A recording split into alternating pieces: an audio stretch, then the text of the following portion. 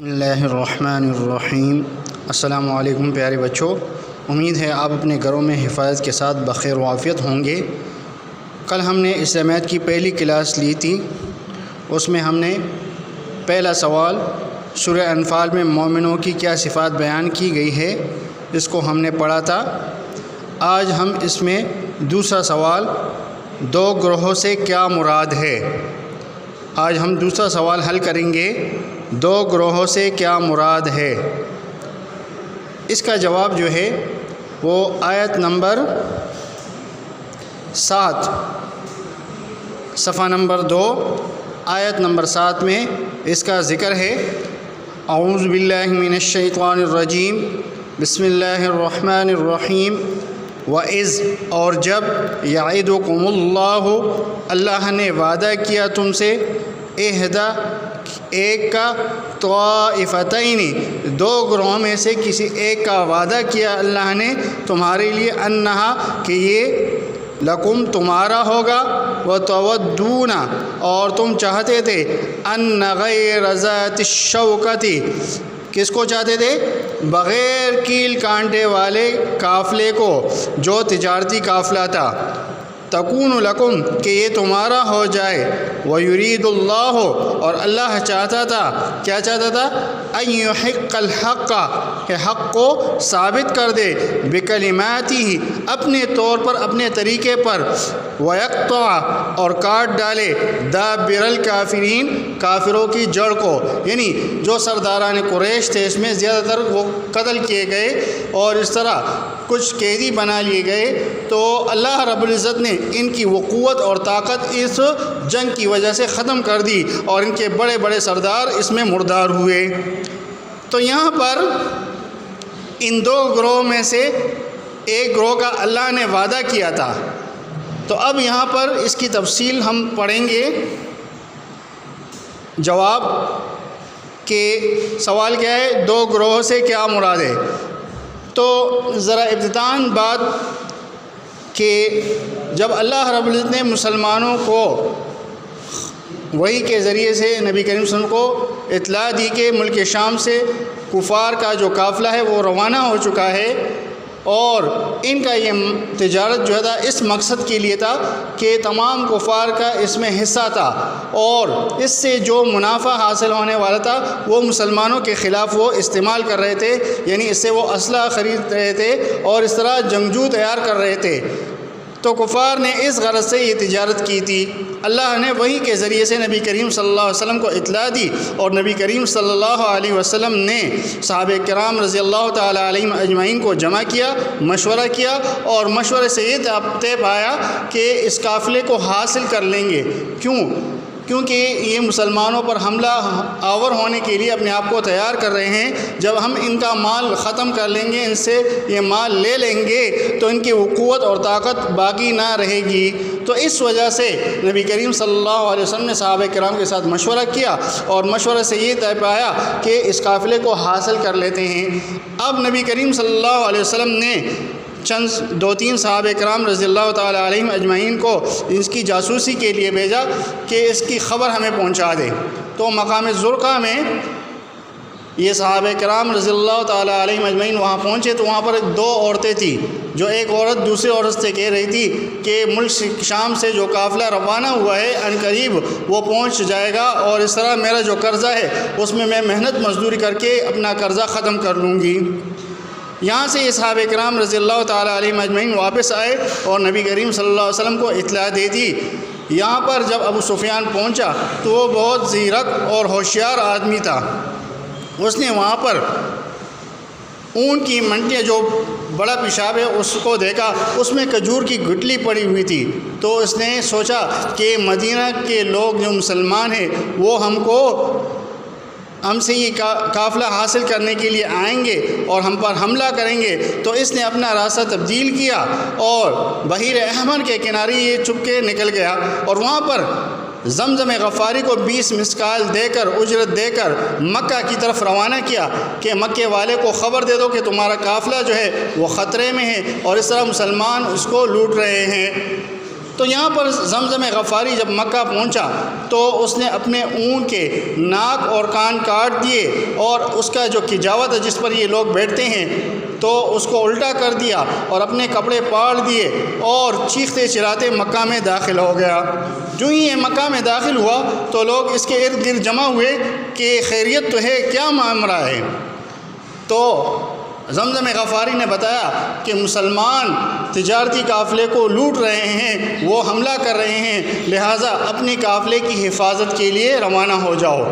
یہاں پر ابو جہل کو جب یہ خبر ملی تو اس نے 1000 فوج تیار کی اور اس طرح وہ مسلمانوں پر حملے کے ارادے سے مکہ سے نکل گیا۔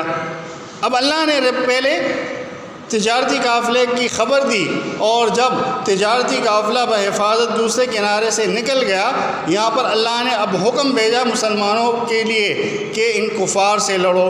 اب نبی کریم صلی اللہ علیہ وسلم نے صحابہ کرام کو جمع کیا اور خطاب فرمایا کہ اللہ نے حکم دیا ہے کہ ان کافروں سے لڑو۔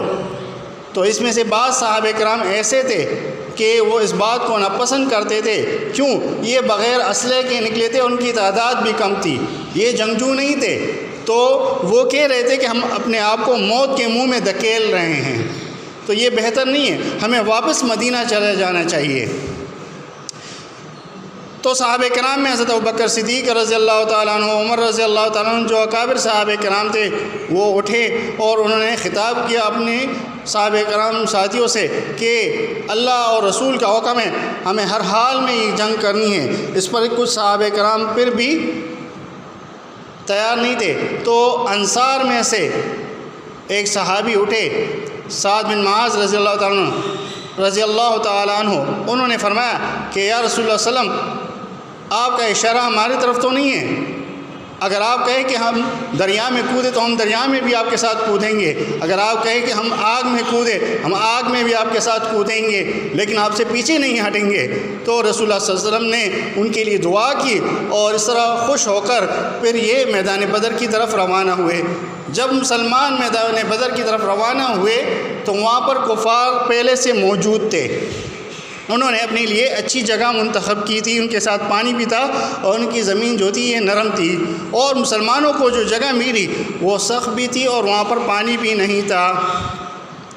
تو اس طرح یہ قافلے، ایک تو ابو سفیان کا جو تجارتی قافلہ تھا وہ بحفاظت مکہ پہنچ گیا بحیر احمر کے کنارے، اور ابو جہل کا جو قافلہ تھا وہ میدان بدر میں پہنچ گیا، اور پھر میدان بدر میں مسلمانوں اور کفار کا آمنا سامنا ہوا۔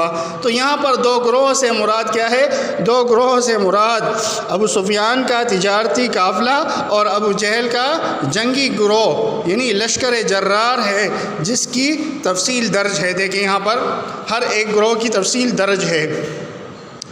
جرار یہ جر سے ہے، جر کے معنی زخم دینا، تو جہاں پر جنگجو ہوتے ہیں وہاں پر لوگ پھر زخمی بھی ہوتے ہیں، قتل و قتال بھی ہوتی ہے، اس لیے اس کو لشکر جرار کہا گیا ہے۔ اس میں پہلی ہیڈنگ کیا ہے؟ ابو سفیان کا تجارتی قافلہ۔ اب اس قافلے میں کیا تھا اور ان کا مقصد کیا تھا، یہاں پر اس کی وضاحت ہو رہی ہے۔ اس قافلے کی سربراہی ابو سفیان کر رہا تھا، اور یہی ابو سفیان پھر یہ مسلمان ہوا اور فتح مکہ کے دوران اس نے اسلام قبول کر دیا۔ اس گروہ میں تقریباً 50,000 دینار مالیت کا تجارتی سامان تھا جو ملک شام سے خرید کر مکہ مکرمہ پہنچانا تھا۔ تو یہ کفار جو تھے مدینہ کے راستے سے شام کی طرف جاتے تھے اور پھر شام سے تجارتی سامان خرید کر یہ پھر اپنے مکہ میں بیچتے تھے، اس سے منافع کماتے تھے، لیکن ان کا یہ راستہ جو تھا یہ مدینہ منورہ پر تھا۔ تو اس لیے نبی کریم صلی اللہ علیہ وسلم نے صحابہ کرام کو اپنے ساتھ لیا اور اس قافلے کو حاصل کرنے کے لیے نکلے۔ اس گروہ میں تقریباً 40 سے 70 تک آدمی اور 1000 اونٹ شامل تھے۔ تو دیکھیں اس ابو سفیان کے تجارتی قافلے میں 40 سے 70 تک آدمی تھے، تو یہ آدمی توڑے تھے، اور یہاں پر مسلمان 313 نکلے تھے۔ تو ان کا یہ تھا کہ یہ قافلہ جو ہے آسانی سے ہم قابو کر لیں گے، کیونکہ یہ 40 یا 70 آدمی ہے زیادہ سے زیادہ، اور یہ مسلمان 313 تھے، تو اس طرح ان پر قابو پانا آسان تھا۔ اور ان کے ساتھ 1000 اونٹ جن پر سامان بھی تھا اور یہ سفر بھی کر رہے تھے۔ یہ قافلہ بحیر احمر کے کنارے بحفاظت مکہ پہنچ گیا تھا۔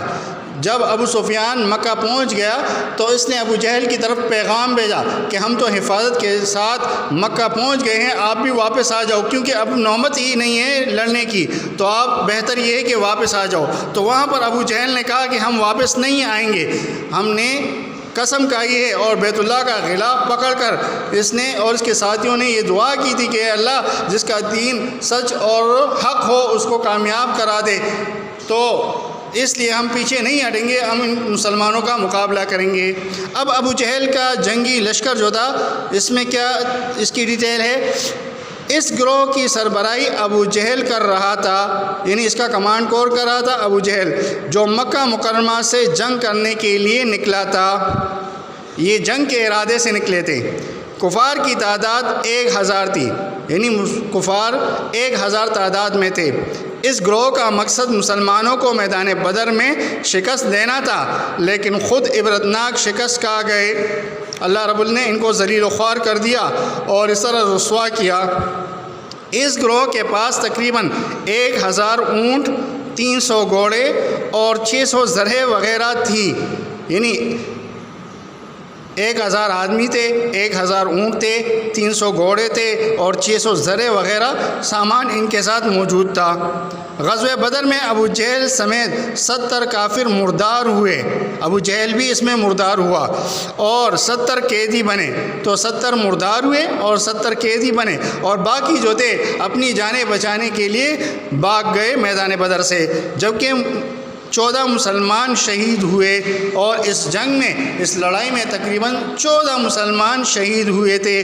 تو کفار کو زیادہ نقصان پہنچا، ان کی مال غنیمت بھی مسلمانوں کے ہاتھ آئی، اور ان کے 70 کافر مردار ہوئے اور 70 قیدی بنے۔ اللہ رب العزت نے اس پہلی جنگ میں مسلمانوں کو ایک عظیم فتح نصیب کی، اور اس طرح سے کفار کے دلوں میں خوف اور ڈر پیدا ہو گیا، اور اس طرح آئندہ کافی عرصے تک یہ مسلمانوں کے خلاف اٹھ نہیں سکتے تھے۔ تو آج کا یہ سوال تھا کہ 2 گروہ سے کیا مراد ہے، آپ کا پہلا اور دوسرا سوال یہ حل ہو گیا۔